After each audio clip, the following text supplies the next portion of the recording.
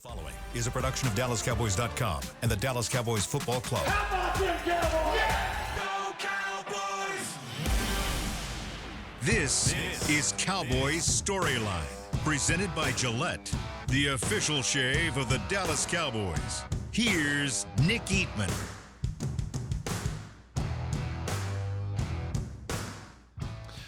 What's up? Welcome to Cowboys Storyline, presented by Gillette, April 1st, 2026. It's time for the draft month, so we can't say next month anymore. Later this month, we'll finally get to talk about what the Cowboys are going to do. We're talking about it every day, every draft show, all that good stuff, but really not a lot to figure out. You know what I mean? You don't know exactly how this thing's going to go. The Cowboys obviously have the 2 picks in the first round, and that's some pretty good ammunition. I know Jerry Jones talked this week at the owners' meetings about, they can move up, they can move down, and how just exciting that is. And it is. It certainly is that time for the Cowboys. You haven't seen 2 first-round picks. They've earned it. They've earned that 12th pick by not being very good. They earned it by trading away one of the best players in the league in Micah Parsons. So, this is the flip side of that. So, a lot of stuff happened in Arizona. A lot of good, conversations from Brian Schottenheimer and Stephen Jones, Jerry Jones. I know our Tommy Yarsh was down there doing a great job of getting all that information, and nothing's really changed as far as the Pickens and Aubrey and situation and all that. But I still think the Cowboys are in a good place. What they all said is that we're not really done yet free agency-wise, and we saw that last year. We saw that, you get to this point, it slows down a little, then you get the draft. Everyone wants to see what's going to happen, and then after that, some things shake again. That's when we saw the Pickens trade and things like that. So I would imagine that's still going to happen here for this team. All right, let's go to the phone lines, 888-855-2297. Brian in Kansas City's first. Brian, what's up? Good morning, sir. Morning. Hey, so I got a scenario that's popped up a couple of times as I've been looking at the draft, and I just wanted to get your take. So, and this is not what do you think the Cowboys are going to do? I'm just asking you. What does Nick Eatman think? All right. So this has happened a couple of times, and all the draft gurus, so to speak, the content guys, all of them have at least 12 first-round grades. Nobody's got less than that. So there's going to be a first-round graded player at 12. But nobody has 19 that I've heard so far. By that point, you've run out. So let's go to the doomsday scenario. The top 2 guys on your board are Tate and Lemon, and they're both still there. Based on those are wide receivers for people playing at home. So those guys, it's not like the CD Lamb draft because they're not even going to get on the field on this team because of who we have on our team. But the Panthers are on the phone, and they're offering you 19 and 51. So you're probably not going to get a first-round graded player. Of course, people can draft for need or whatever, and maybe a first-round graded guy falls that far. But you're not guaranteed it anymore. What would you, Nick Eatman, do? You're saying trade 12 for 19 and 51? Yeah, on the chart, that's a slight overpay for Carolina. But, yeah, that's what I'm saying. Would you trade back if the best players available happen to be wide receivers, and that person's not going to get on the field on this team unless you trade somebody that's on the team now away? Yeah. So just curious, because that to me is the doomsday scenario, is that we get to that spot, and it's not just that the BPA isn't a player of need, it's a player who might not get on the field. This year. Yeah, this year, right now, based on the team right now. Yeah. I'll hang up and listen, sir. Good to talk to you. Yeah, good talking to you. Thanks for the call. In my opinion on this, you draft, and I answered this in a mailbag question just yesterday. I mean, one of the best parts of a first-round pick versus a second-round pick is just the fifth-year option. So you have them for 5 years. And really what you're saying is that it's an investment for a while. not just this year. So I don't know what the Pickens situation is going to be, and that's what I said last week, that Jerry and Steven and Shoddy, Will, they're going to have to figure out like what's really going to happen here with Pickens. You know, it's kind of like, think about the Dak thing a couple years ago. Well, you know, he was still here, nothing changed, and then finally right before the season, they're like, all right, we're giving you 60. They probably always knew what they were going to do, like hope to get it here, but you know where you'll go. You know what you're not going to do, and you know how far you'll stretch this thing. So that's what I don't know with the Cowboys. You know, when they're having these conversations, are they saying, you know what, we'll just let him play this year, and if it doesn't go well, we could trade him or tag him again, or, you know, we'll just see. If the thoughts are, or we can see if somebody wants to pay 2 firsts or a first and a second or whatever it is. If they're having those discussions, then I think you do have to look at receiver. But if they're really like, listen, this ain't going to get that far. At the end of the day, we'll give them this and that. Those are only the discussions that they're going to have. And so that's why I think it's tough. My point is that wide receiver might be more of a need than you think, depending on how this thing plays out. But I don't like 12 for 19 and 51. I don't necessarily like that. Just because at 12 I got a Micah Parsons or a Tyler Booker or Alvin Harper, which, you know, I mean, you can make what you want to make out of that, and that was a different time. But last few years, you know, Parsons, Booker, that type of guy. You look at 20, look at 51, 19. I just wouldn't go there. I mean, like I said at the top of the show, you earn this because you weren't very good, and you need better players, and you get them at 12. I would like 20 and 12 up to, you know, 7, 8 maybe. I think I would go that route before. And that's what I thought you were saying, Brian, when you were talking about there's not a lot of first-round grades. There won't be any first-round grades there for you at 19 or at 20. I thought that's where you were going, was then let's get 2 of them and move up and get an elite-type player. There's a lot of different ways you can do this thing. All right, Chris in Saratoga Springs. I'm sure he has an opinion too. Chris, what's up? Not much. No, I would definitely go with what you're saying. I would move up with 12 and 20. As long as we got something back, obviously, on the back end. I'm not trading 12 and 20 straight up for 7 or 8, but I would definitely move up in the draft and use those 2 picks to do that. I think the talent in the top 7, 8 is excellent, and we can get one of my Ohio State players. You know how much I love those guys. Which one would you?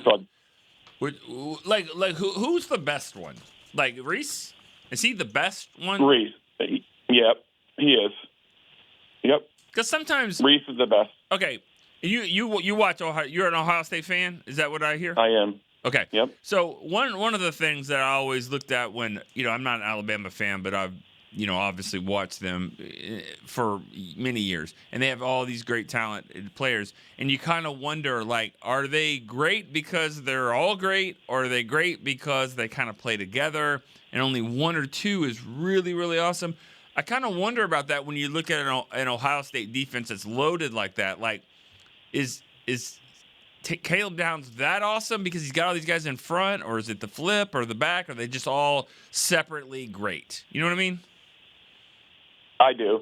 I think Caleb Downs is going to be a star. I would love for Dallas to draft him. I think Reese is going to be gone in the first 4 picks, to be honest.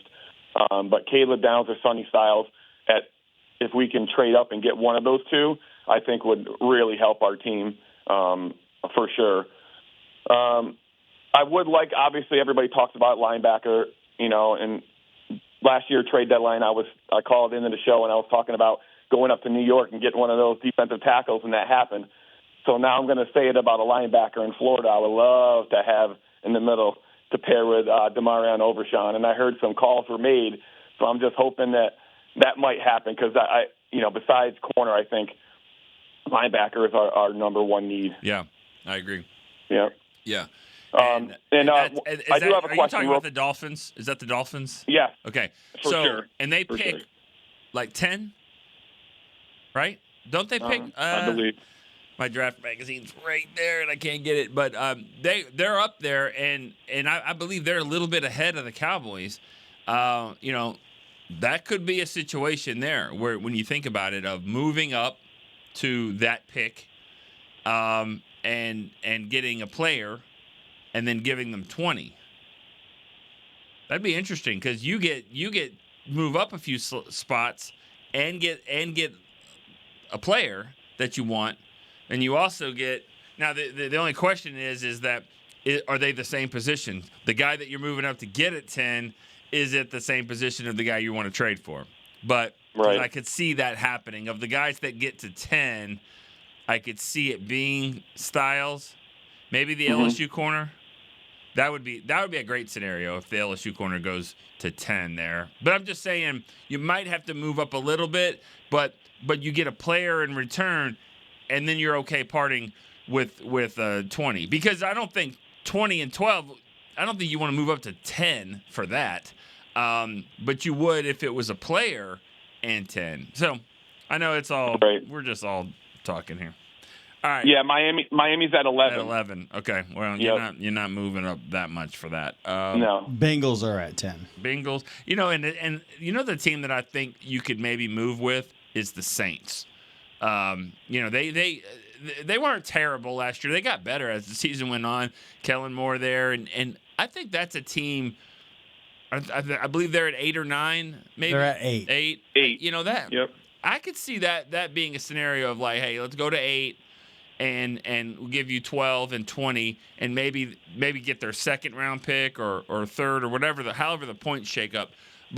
And if you can get me to 8, you got a great player. There's no doubt about it, right? I mean, it just feels weird because every time you look at everyone's mock draft, all I'm doing is I'm trying to get 6 offensive players, and most of them don't have 6. Usually it stops at 5 because I think that there's only I think that there's 6 defensive players that are really good. But usually it's 5 and 6, 5 offense and then 6 defense before the Cowboys pick. All right, Chris, you got anything else? Yeah, just do you know when the draft magazine is going to be out to buy on the site? It should be this week or next week. It's stuff out of our control. We the guys do a great job of hurrying up and getting it done on the deadline and all that. And then we have some, but and they're in the pro shop. I know that, but as far as online, I was told this week, so hopefully we'll have something for you this week. All right, Nick, appreciate it. All right, man. Have a good one. All right, Chris, let's move on. Now we're going to Eric in Dallas. Eric. Hey, how you doing? What's up, man? How you doing, man? I'm new to. I've been watching your show for a minute. I just wanted to call in and say the Cowboys been doing what they should have been doing years ago, and who I think they should get with the 12th and the 20th pick. I know a lot of people want people to get people on the defense, but we just can't sleep on our offense either. I like the new additions that we did get in the off season, but to me, if we had a chance to we need to get the best player available when we have the 12th pick. Even though the defense is getting stout, I would get the best cornerback available. And for the 20th pick, if we get a chance, I would get that tight end from Oregon if we got a chance. I think we still have to keep pieces to keep Dak motivated, not just go with the original pieces that we have last year. Just think, if we have the original pieces that we have, people are going to look at the film and say, okay, well, they got these same players. But if you add a little sauce to that offense to keep Dak to have more pieces, then, you're going to have a balanced team. And then you go with the other pieces that we have through the other rounds, then you focus on defense. But you still got to keep pieces for Dak. You have to. Yeah. Even with the addition of Sam Howell, we still got the Milton. We still got Blue. We need Blue to wake up.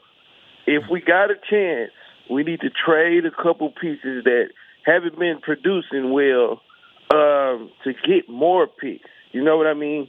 And also, just like Jerry said, we're not taking no chances on no redshirt players. We don't need no players that's coming off injuries. We need players right now hungry. I like Christian Parker's scheme. I like everything that he is doing, but I just want to see it add up. I don't care how many people we get. I want to see all this talk, all these players that we get. I want to see the action. That's what I want now. That's what I'm pumped up about. I like the addition that we get. We are fulfilling all our pieces. We was last in the NFL, but I want all these pieces in his scheme to add up when we line up come September or whenever the football season starts. We need it to add up. I'm just tired of, we America's team, but this year I think we mean business, and I believe the draft going to determine what our season going to be, and the scheme that how we evaluate these players in the draft is going to determine our season. All right, Eric, I appreciate it. Thanks for the call, first time call. Got to give you that. I agree with a lot that you said. I don't know if I agree with the last part about this draft will determine how the season's going to go.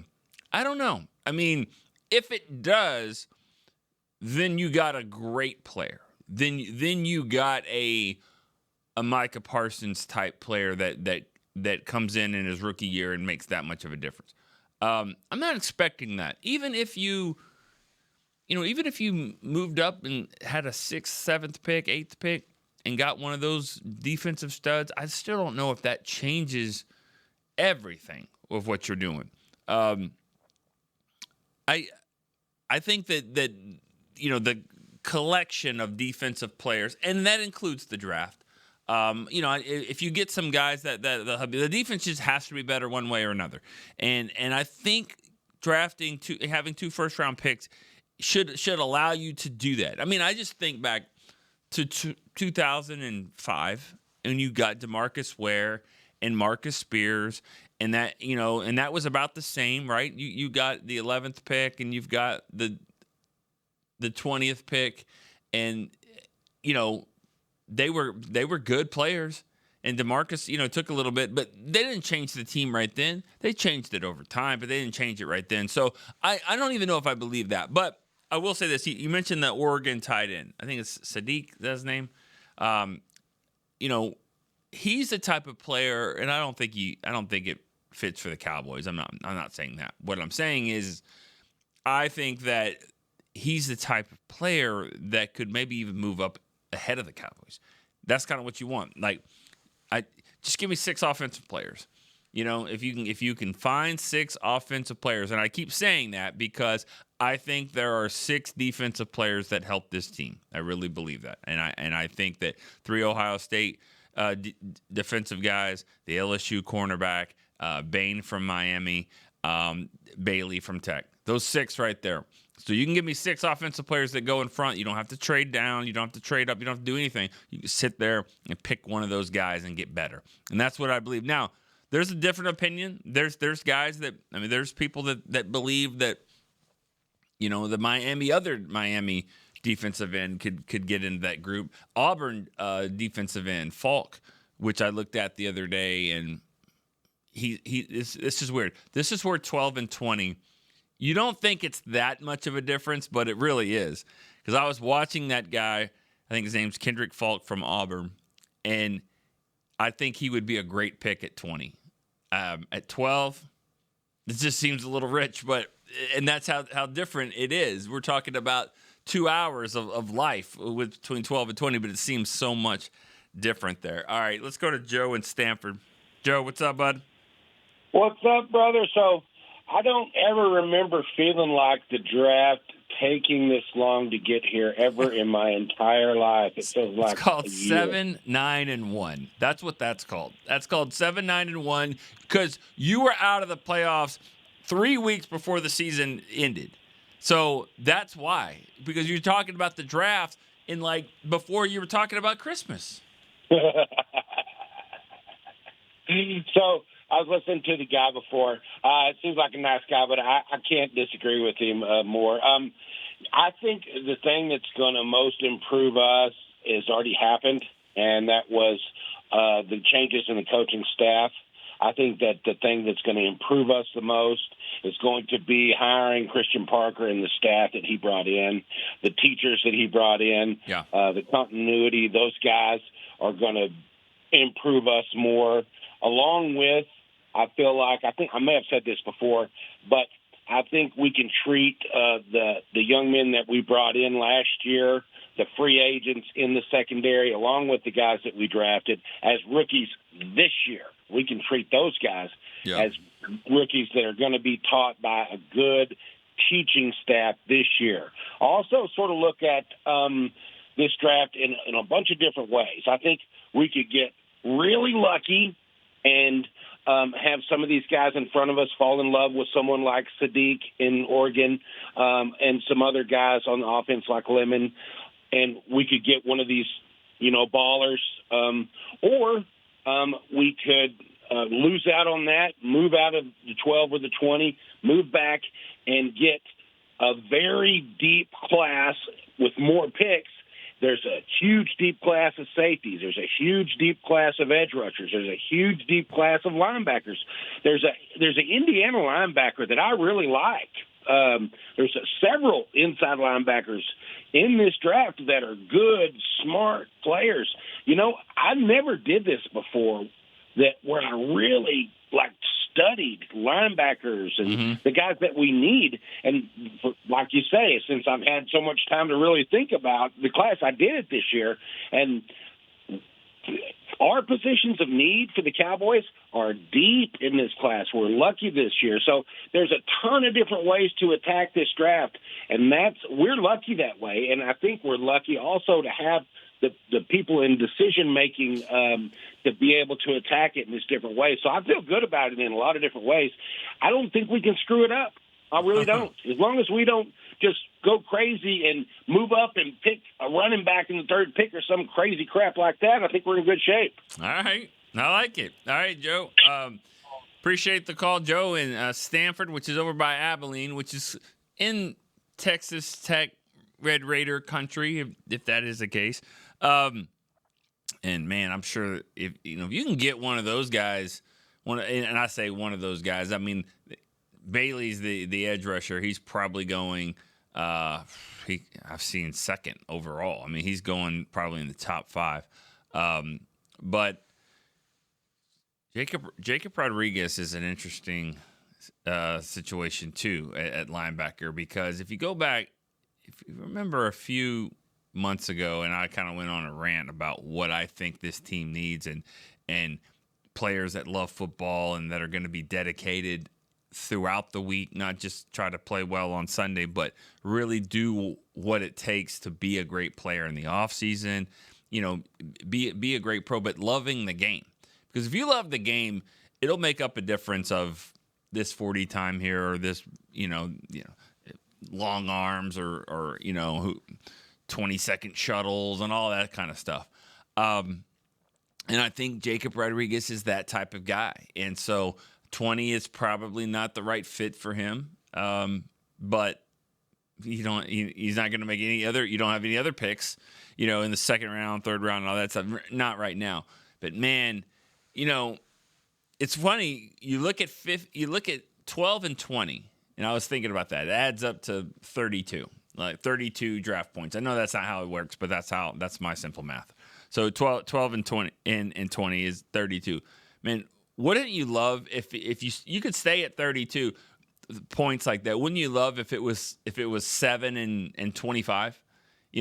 That would still be like the same type of thing. But man, seems like because 25, you're still going to get a really good player, probably just as good as 20, but the difference between 7 and 12 is so great. So it'd be nice, but I mean that's what you earned. Let's go to break real quick on Cowboys Storyline. I know we have 2 guys holding. We'll be right back here on Cowboys Storyline. Be right back.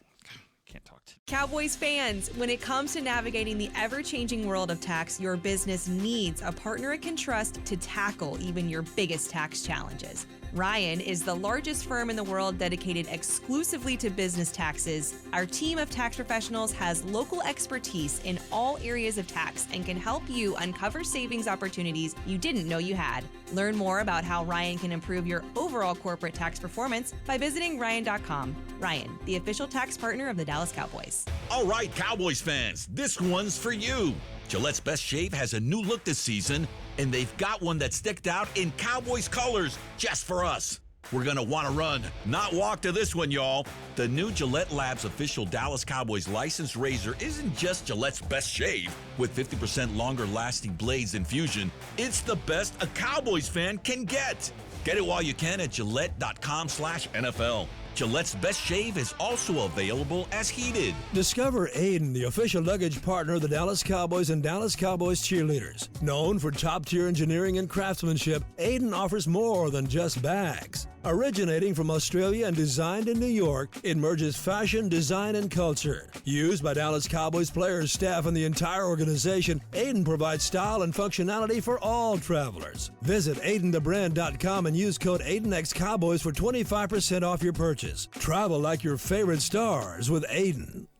Back to Cowboys Storyline, presented by Gillette, the official shave of the Dallas Cowboys.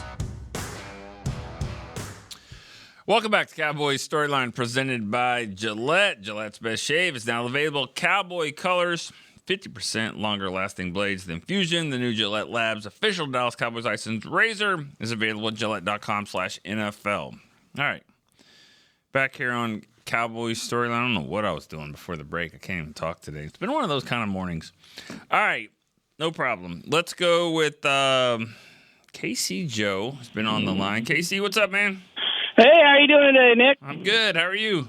Hey, I'm doing good. I haven't talked to you in a minute, but hey, I was thinking about Ezraku, him being hurt. I bet he won't be ready to go till about the third or fourth game of the season. You know. Is that right? I mean, I can't remember exactly. I don't think that's right. Ezraku for the third or fourth game of the season? No, I mean, he'll probably be back, but he won't be himself until about the third or fourth game of the season, is what I'm guessing. Okay, that's different. Maybe, do you see it different? You think he's going to be ready to go right off? I mean, because normally if he's not going to hit training camp, being out with that injury, he probably won't be quite, top notch. You know what? You caught me off guard on that one, just because and I could be wrong. You might be totally right on this. My understanding was that this wasn't gonna take him out for even training camp. I thought it was more of an off-season thing. I mean, I think I've seen him walking around the building and all that. I mean, my understanding is that he's not going to be out that long. But we'll get it figured out. I don't believe it's going to be one that's going to take him too far into the season. You're right. It might not be himself, and he may not get the same practices at training camp that he normally would. But I kind of thought it was going to be one that might take him out most of the offseason, but he'd be kind of ready to go. But I'll get you that answer here in a little bit. I appreciate it. Yeah. Thank you. What else you got? For the draft, I hope we go after our linebacker first thing, or that Styles. I'd love to have him. So. Oh yeah. He looks. I mean, he looks just like if you were just to draw up like a linebacker, and it's like, well, this guy's a freak linebacker. He's probably bigger than normal, but this is, like if you're just building him, like build a player on Madden or something like that. Like this is what I want my linebacker to look like. It's like, all right, dude, they don't look like that. Well, this guy does. This guy looks like that. He's 6'4" and 250, and he runs like the wind, and he can jump higher than anyone. Yeah, looks like a stud. He looks like somebody that's not going to get fall all the way to 12. That's what it looks like. I appreciate it. Well, you guys have a great day, and we'll probably talk to you later. Thank you. All right. Thanks. Appreciate it. You know why Chris Beam's the best? Because he's doing like 15 things at once, but he's still able to do this. So you've got the soundbite from yesterday. Shoddy talked. I guess he was asked this question. Yeah, he was asked about it. Ezzy. Let's go for it. You got it. Yeah, doing good, moving around well. Again, we'll see. I don't think he'll do much full team stuff during the offseason program, but again, spending time with Chidera and some of those guys, just getting to know them. This is the big time of year to do that. He feels great, and he's excited. That was it. You said he'd be back for camp?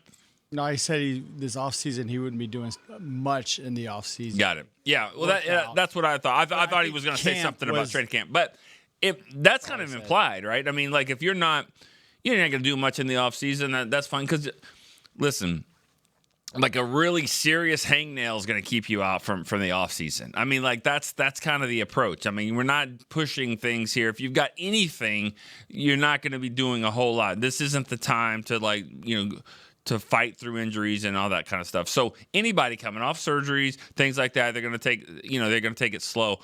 I think based off of that comment and based off of what I thought, I remembered from this injury was that Ezeraku would be limited at best here in the offseason, and at training camp they'll probably be smart with it. They'll work him in. We'll see if he even starts on PUP. But he might, but he won't. He probably won't be there long. I think he'll be ready to go. I mean, I think barring any kind of setbacks, I think he's playing, definitely playing week 1, and probably he might even get some preseason games if they're going to do that. So, all right, let's go to Josh in Princeton. Hey, what's up, Nick? Hey, how you doing? I'm doing good. I haven't been able to call much the last couple months, I guess. So I just wanted to comment on the off season so far. I'm not at all fazed by Jerry's bust the budget comment. Like, I learned my lesson from the all in from a few off seasons ago. Like, I just don't take it too seriously when he talks. Mm-hmm. So I've just been paying attention to the move. So I like that they added Jalen Thompson and Kobe Durant. You've kind of secured yourself in the secondary a little bit. Yeah. And I think one of my favorite moves is getting back into day 2 of the draft by trading Osa. I didn't see that coming. I heard the noise about it, but when they actually did it, I was happy about it because I was stressing out by not being able to be a part of day 2 in the draft. And I get it; they still may trade that pick, but at least you got more draft assets. Yeah. As far as what's funny about that, Josh, is that a lot of times when someone talks about trading somebody for a pick or a late second, or in this case a late third or whatever, I immediately try to think about a player that was picked there. You know what I mean? Earlier in the show when someone said move back to 50, and I'm thinking, move from 12 to get 19 and 50, and I'm like, you want to get another Schoonmaker. I mean, that's kind of what I'm thinking of, like, in the second round. And so when you think about the third round, I'm like, okay, third round picks. And it was like Osa. And so it's kind of funny, like, you traded Osa to get a chance to get another Osa. And from that standpoint, I'm okay with it. I was okay with that trade because just the contract was too heavy for that position. And it's very clear what the defensive coaches are doing at defensive tackle. I mean, they just signed Jonathan Bullard. You saw Otito. Look who they've kept, and look who they've moved on from. They're not looking at 290 fast defensive tackles. They want you to be 315, 320, and you eat up some space. That's what they're looking at. Yep, and so they could be picking up another Jordan Lewis, too. So he was a third-round pick. So yeah, I will be happy with that as well. Jason Witten, you can play it either way you want. There's some good ones. There's some great ones. There's some not-so-good ones. That's just the way it is. But, I think you have to look at more recent history. And, recent history suggests that they haven't been that great in the second and third round. Yep. Yeah, I get that. And the last comment, I wanted to talk about the George Pickens situation. So I understand both sides of the negotiation. I understand the Cowboys standpoint. I understand Pickens' standpoint. My only gripe is, for once, I want to have all my top guys participating in the OTAs, mini camps, and training camps. Like, I want to go one off season without drama. Yeah. But I get it. You can't just, sign Pickens off of 1 year of one great year, and then Pickens, he's going to try to leverage the market. So yeah, it's just tough. It's a very tough one. We talked about this, many times here in the last few weeks. It's just, it's. Are you paying off of one great year? But he's young, and you feel like he's going to keep doing that, especially with the players that you've surrounded him with. But like you said, you want that continuity and all that in the offseason. Is it worth paying him $40? When he's done it one year. I mean, is it worth that, or do you want to keep kind of fighting this thing and going back and forth? But Jerry said it yesterday that that they definitely want him in the long-term plans, but he doesn't seem like he's looking to rush anything here. Shockingly, I mean that's kind of what you're saying. But we kind of heard what the Aubrey number was at $10 million, and that kind of cooled the Jets for a lot of people. And that I don't really know if it's been mentioned a lot about what the number, what they're looking for from the picking standpoint. We've all speculated things, but because if the number was great, they would have signed him. So this is part of it. It's no different than the other guy. I mean, Dak was on the franchise tag, and Dez was on it, and all that stuff. So we'll see what happens here. And deadlines make deals is what Stephen Jones has said, and we'll see what the deadline. Because there's a July 15th deadline to get a deal done, or you don't negotiate the rest of the year. So nobody really wants that. So we'll see what happens then. Yep. All right. Well, that's all I had. Appreciate you taking my call. All right. Thanks, Josh. Let's go to Ali in Florida or wherever he is. Ali. Good morning, Mr. Nick. How you doing? Pretty good, buddy. How are you? Great. Couple things. First of all, I know you are a blessed child. You got an awesome mom and dad. Yep. Having said that, I just want to let you know everybody loves you. Oh, thank you so much. I don't know about everybody, but thank you. Okay, we love you. So I was listening to Mr. Jones yesterday. The thought went in my head. I think as a Cowboy fan, I am so lucky he's the owner of the Cowboys. I don't ask him. I mean, everybody hold him to all this promissory stuff. But, if you want to shell out so many millions of dollars, you got to control it a little bit. And he's so much fun when he does the interview. He has these one-liners, and I'm so lucky to have him while we have. So as far as the draft picks concerned, if you remember the last game the Cowboys played against the Giants, everybody says, oh, Dak should have played the second half. If we would have win that game, we end up in a 17 or 18 pick versus the 12. So we got lucky there. And then Chicago did us a favor versus 20 versus 25. Chicago beat the Green Bay. So we got lucky on both draft picks. Mm-hmm. So what I love to see, I'm going to give you some love. I would love to have one of the pick six defensive player. My favorite is Style. If we don't have that, I would love to draft Jeremy Love for two reasons. I don't want to see him in Red Giants or Commanders. I'm praying to God Tennessee draft him because I believe he would help a lot. Then we can go on 20th, pick up a defensive player, or maybe trade down a couple, get their stuff. But to me, that's one player. It brings so much excitement because traditionally Cowboys had a great running back in history of the Cowboys. And we need, after Zeke, we need somebody like him. And then after that, I just want to say thank you for everything you do. Thank you. We love you. If you ever want to come bring the family to a spring break in Florida, I'm here. Put the red carpet for you and family. And I hang up and listen. Love you, brother. All right. Love you too. think about this, Chris. Road trip. Yeah, I mean, I went to Oklahoma City. As great as that was, I mean, we could maybe step it up a little bit. All right. May have to. Ooh, you know what, Chris? You know what the date is, though. He might just be, messing with us. No, that's true. Nah.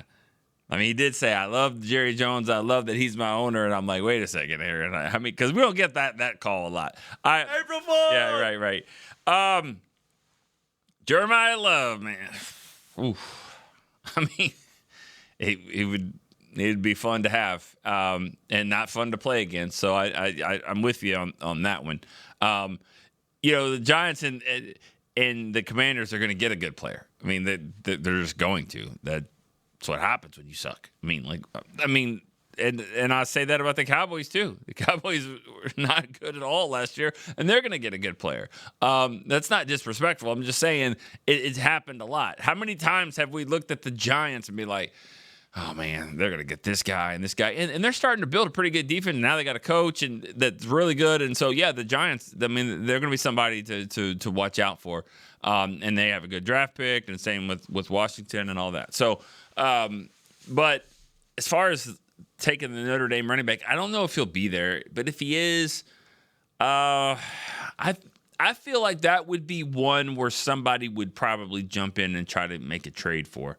But just because you've got a fifth-year guy in Javonte Williams who had his best year last year and he's had a knee injury in the past, and, just because you've got that guy doesn't mean you can't draft another running back.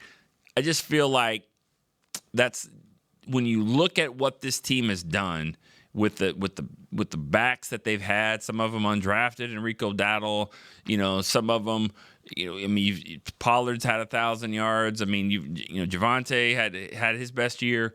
I mean, I don't think you have to necessarily go that route to have success at that position. So that's kind of my stance on it. But he sure is a dangerous running back, and I mean, just look how big and strong he is, and then he runs like 4.35 or something like that. It's just he's going to be a really good player, and he catches the ball out of the backfield so well. So he's a dynamic runner. I think he's every bit as good. No disrespect to any Texas Longhorn fans, but I think he's every bit as good as the Bijan Robinson was coming out, just a few years ago. I think he could be that type of guy. All right, Eric in Arkansas. Eric, what's up? What's going on, man? How's it going? Good. How are you? Oh, I can't complain. I know you thought Arkansas was going to do something, but they lost in the Sweet 16. That's good for them. That's Calipari for you. Anyway, but I wanted to talk to you about. What does that mean? I don't understand. What does that mean? Calipari, he's going to give you Sweet 16 a couple times, and maybe the national championship. Maybe national championship. Yeah. Oh, he just got one, don't he? That's you know what, that's fine. I'd take as an Arkansas fan that's fine. I'm not with that. Like I think it was great season, good stuff. That was good. I'm not into that crazy Kentucky fan base that's spoiled child stuff like that. But no, I'm good. I'm glad he's the coach. We'll see what happens next year. I'm excited about it. Speaking of though. That reminds me, though, I got to get to the bracket talk here after this call. So, Eric, what do you got, man? So, I'm getting to the point where I'm thinking it's getting to the point. You know how they kind of minimized the edge rusher. I mean, the running back in the day where they devalued it. Yeah. If you look at the teams today, the ones that was in, the playoffs, making a deep run, they didn't have that high bookend defensive end. You're right. They had a group of guys on the D-line that played as a unit. You know what I mean? With no big names. So I'm thinking for us, let's build that. Because the NFL is a copycat league. So let's build that. We don't have to spend $40 million on a DG end. Try to get the big name DG end, and you still at home during the playoffs. Right. We had that. We had that. So I'm looking more like, we need that linebacker. When the last time we had just that person in the middle that can plug the hole and they're going to be there consistently. Yeah. We need that bad. Yeah, I'm with you. I mean, when you look at it, everyone thinks that's what you need is that dominant pass rusher, but the last couple of years, the teams that are in the playoff, the teams that have that dynamic pass rusher, they're not always making the playoffs. No, that's what I'm saying. No, and, I know. And they catch them. Yeah. And Green Bay's gonna be the same way because that's why they're letting all their players go. You can't pay one player. You know what I'm saying? They get their money. That's fine, $47 million. But you ain't.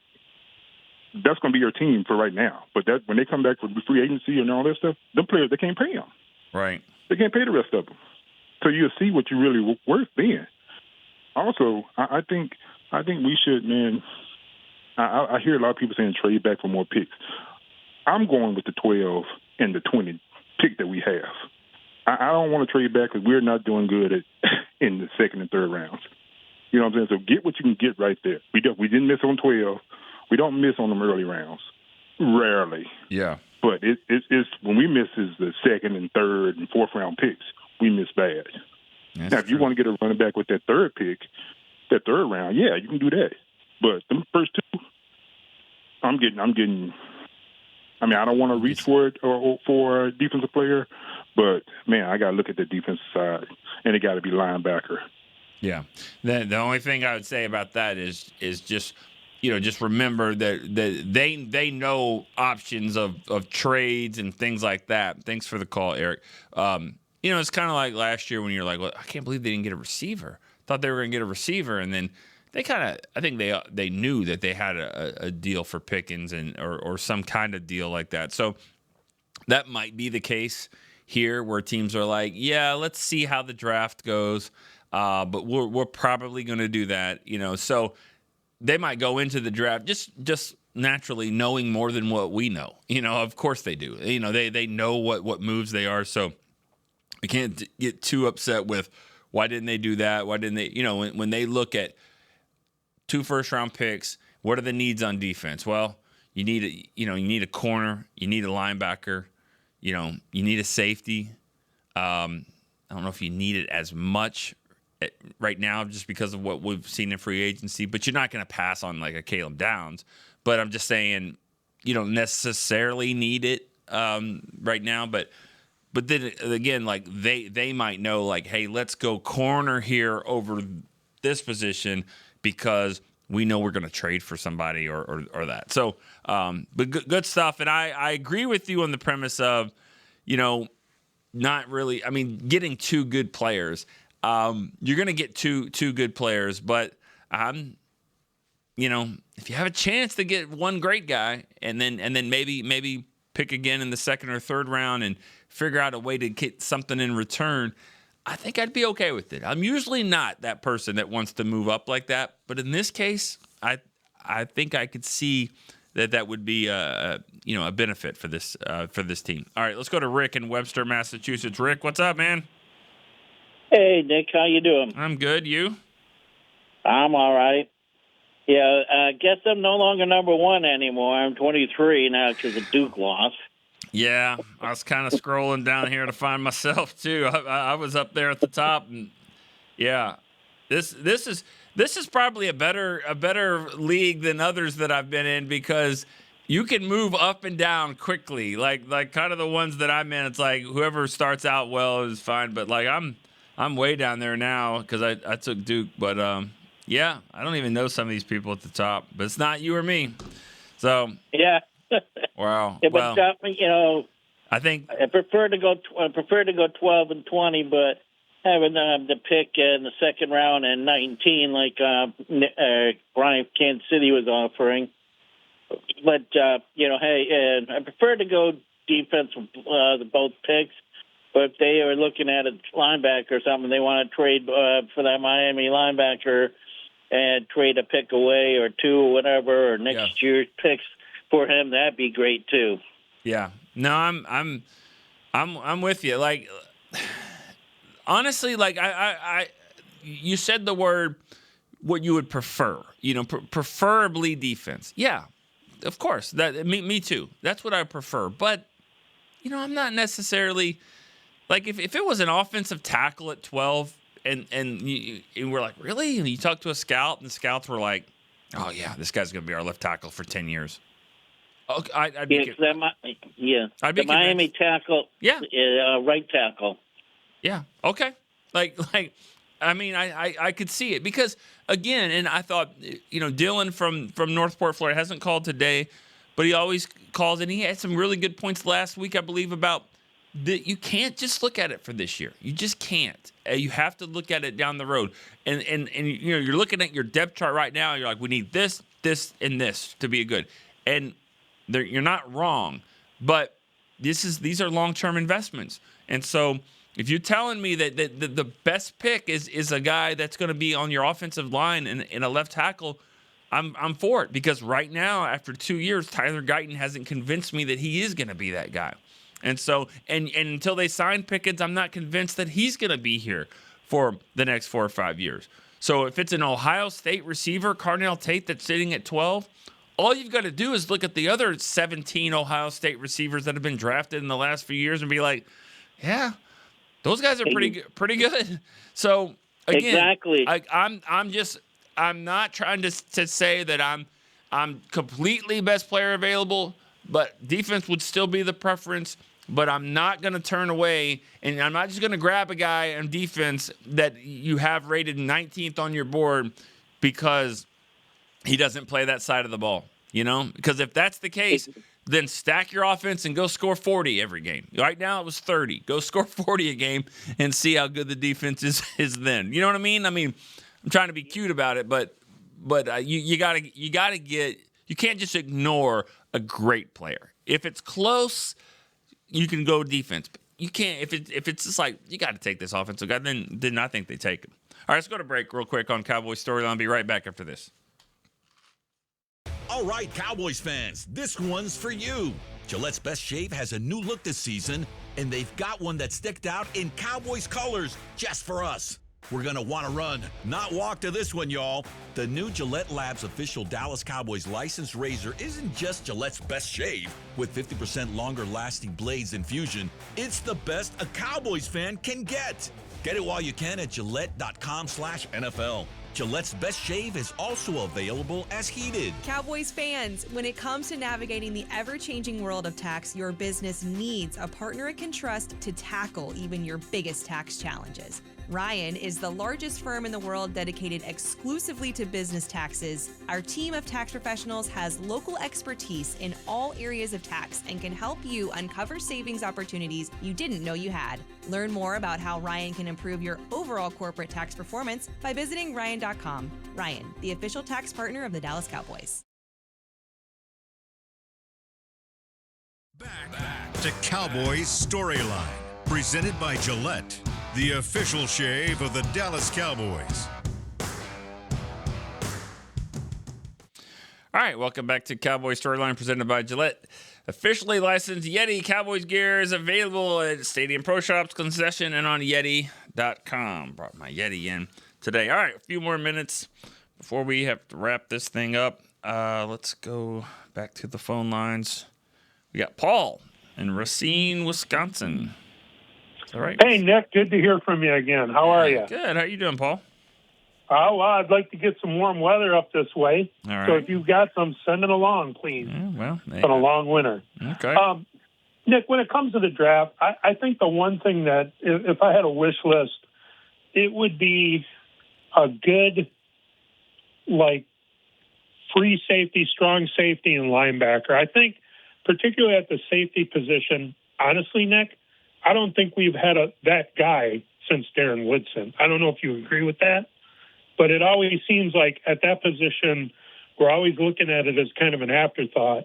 And I think the way the NFL is now with the way the offenses are, it seems like the teams that are most effective are the ones that can exploit the middle.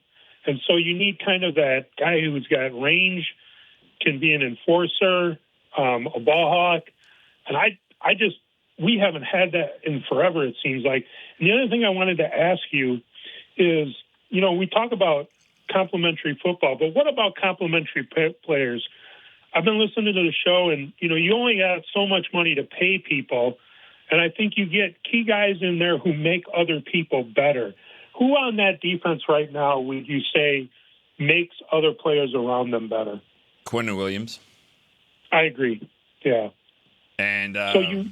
I mean, that's just because when I saw the way Osa played after he got here, then yeah, I was like, yeah, he definitely makes people better. But there's not a lot. You don't have a lot of that right now. You don't have a lot. You can't say that really about any other defensive guy. That's why they were one of the worst defenses in the league.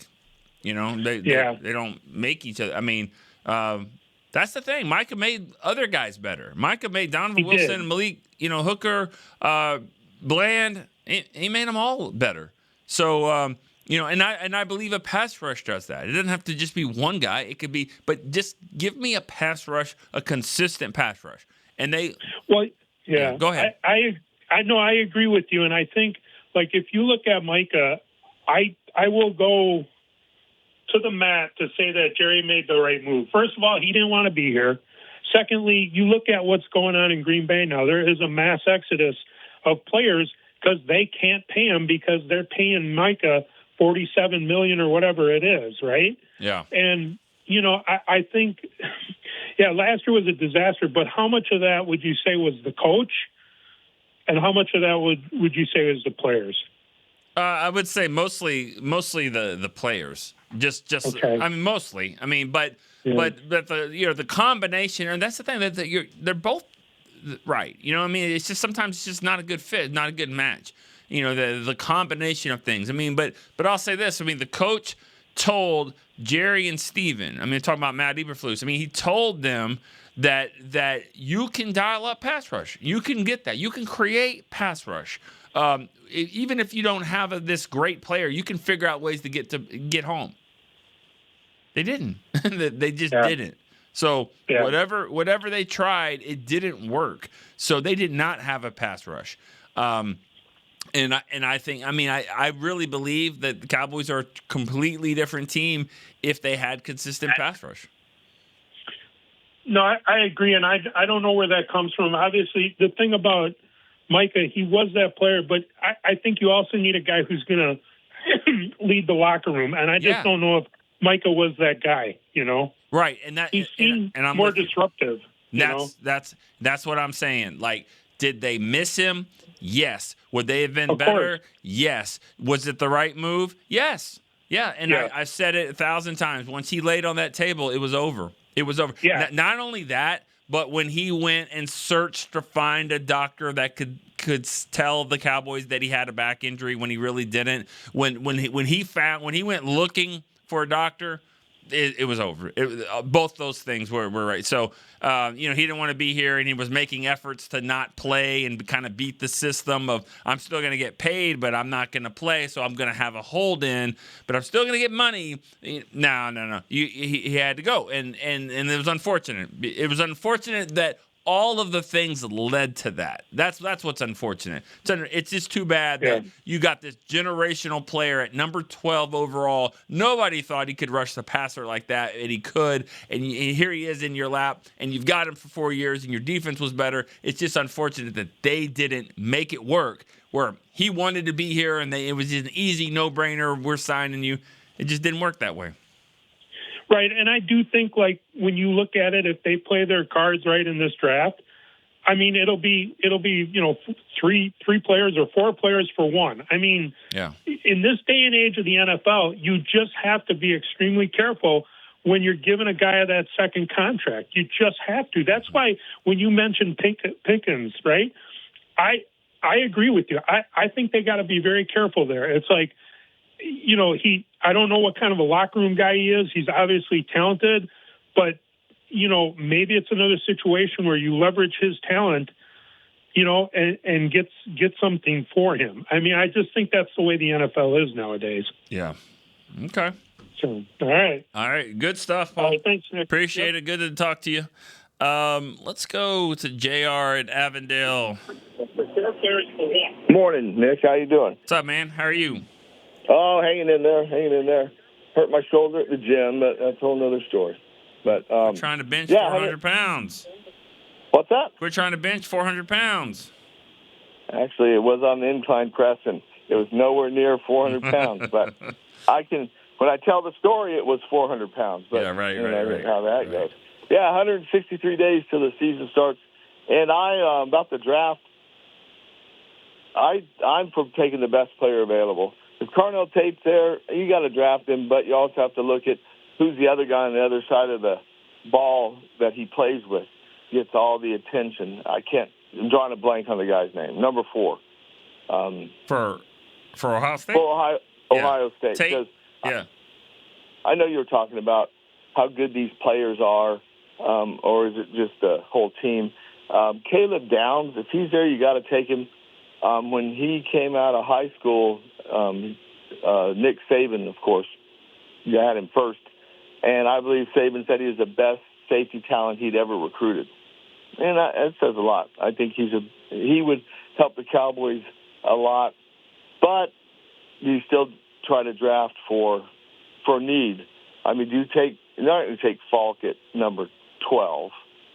But if you can move back to 14 or 15 and still get Falk and then get Allen or Hill at number 20, I would do that.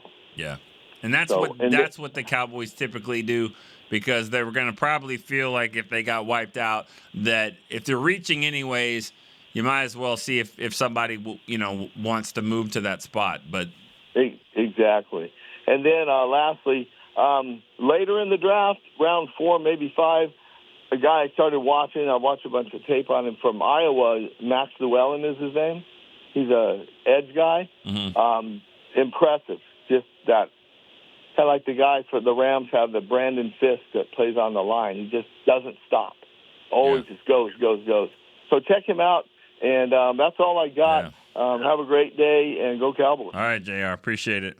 Yeah, the motor guys those are good. Those are good players to have. Just guys that just especially if they're in a rotation too. So they're always going to be moving and going, and you just never give that offensive line a break. You never give the quarterback a break. It's just you just bring waves of players, and the Cowboys don't have that right now. I mean they've got a couple guys, but they don't have like waves of guys, and I think that's kind of what you need. You need to be really good from 1 to 8, not just 1, 2, 3. You got to have about 8 guys that just constantly bring the heat. All right, let's go to Lester in Minnesota. Lester, what's up? Good morning, Nick. How you doing? How's it going, man? I'm good. You? All right. I'm doing good, man. Hey, on the draft thing, man, I wouldn't. First of all, I would not draft a corner in the first round unless it's a top corner. I mean, we can find corners down there, and we have in the past, Jordan Lewis, et cetera, Awuzie Brown. We found them down there already before. So my trust is in Will, so I'm sure he could do it again. Anyway, it seems like we need a linebacker there. Yeah. Yeah. So you need a few linebackers. I would go with a linebacker and a pass rusher. If the top Downs is gone and the top corner, et cetera, so forth. But again, as I always say, man, if the cupboard is dry at number 12, get the best available player, because as I've been saying all along, if you count all the colleges and the UFL, there's 3,000 choices out there. So we can, and again, like I said, in Will McClay, I trust, we can get something, man. So let's not panic, Cowboy fans. It's a lot of options out there. Go all right. Cowboys. All right. Great stuff, Lester. All right. All right. Appreciate the call. Chris, we got anyone else? Or is it lines open right now? We got someone. All right. It's Chris in San Angelo. All right, Chris in San Angelo. He'll be our last caller. Chris, what's up, man? Hey, Mr. Nick, you doing all right today, bud? Doing good. How are you? Hey, last time I checked, pretty good, man. Hey, I'm firmly entrenched at number 6 in the bracket, and excuse me, I don't think I can move up any. I can possibly move back, but anyway, I feel pretty good that I made it that far. That's good. That's good. Yeah. Congrats to that. Yeah. Yeah, right. So anyway, it's not breaking news. Cowboys could use a couple of linebackers. just, free agent or draft. I'm wondering, from your point of view, do you think they would trust a rookie to be that green dot guy, the one who kind of calls the plays, sets it up on the field? Do you think they would, or do you think they still need to find that person through free agency?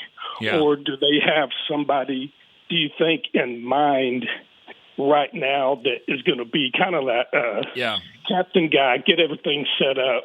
I think it's wide open. I really do, Chris. I think it's open. I think that, there's some talks about a trade. I think they have players in mind that they're looking at across the board in the league.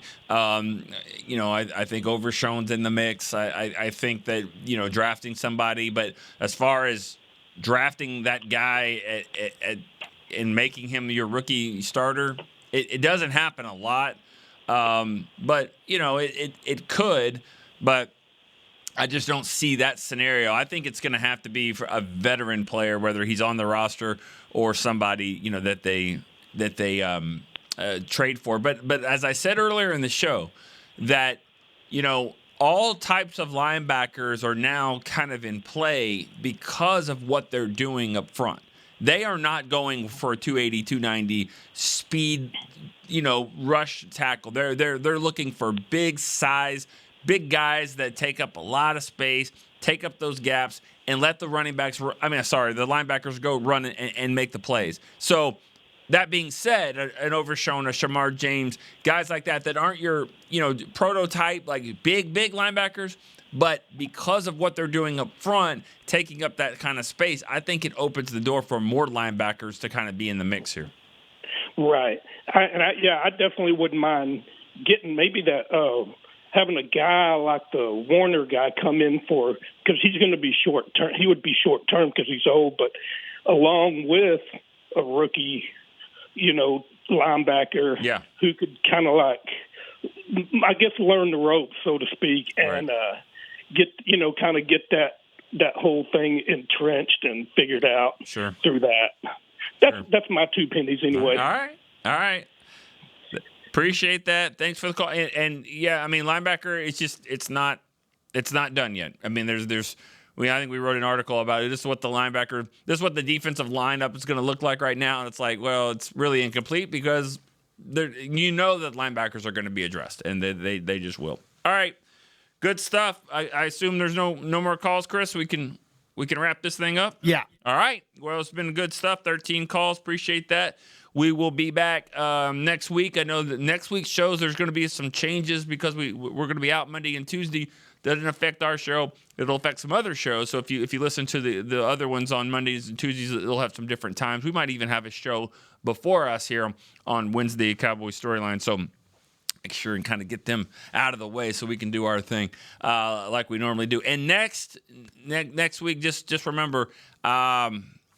It may not be on the show. I'm trying to figure out if I can get another show, and if I can get another show where we can do the all storyline team. But I'm putting the finishing touches on that. Our T-shirts are getting close, so I'm going to have to get the team out so we can get the sizes and get those sent to you guys. So expect that happening here soon. I don't want it to be next week's show, but if I can get another show, that I might make it just a separate show just to announce the team. All right, guys. It's been fun. We'll see you next Wednesday. For Chris Beam, I'm Nick Eatman. See you next time on Cowboy Storyline. This has been a production of DallasCowboys.com and the Dallas Cowboys Football Club. How about this, Cowboys? Yeah!